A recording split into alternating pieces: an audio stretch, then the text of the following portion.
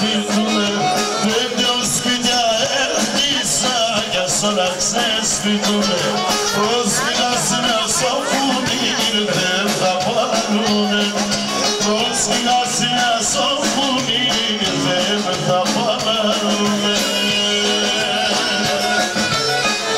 Νέστη, πατρίδα μαρά έμορσε, άμμο καταρά.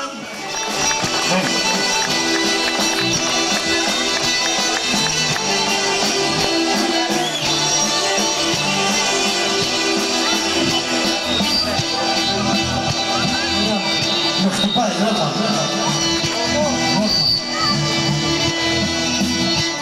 Άμα μου έδωνα εδώ πάνω θα νιώθω ότι κάνω πασαρέλα.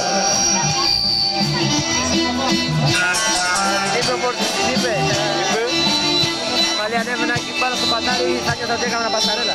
Θέλω να ευχαριστήσω προσωπικά, πέρα από όλες τις καρδιές. Γιατί με χτυπάει αυτό?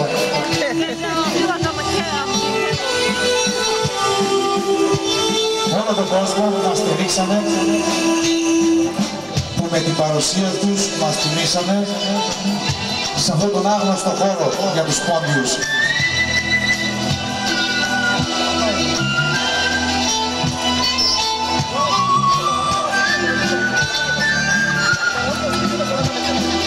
Αυτό έλεγα προηγουμένως, αν ήταν ο Σάκης ο Ρουβάς, αυτό θα ήταν γεμάτο.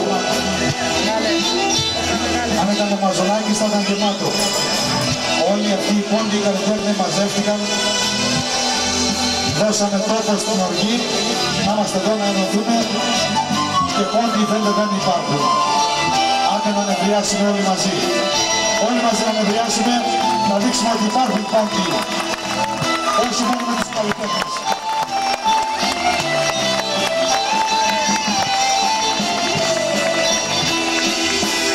Η γη να γύρω κλώσκεσαι, θέλεψ λιμούς και πίνα, μωρά το κοίτανα νοστά, ας έφτιαει το πίνα, μωρά το κοίτανα νοστά, ας έφτιαει το πίνα.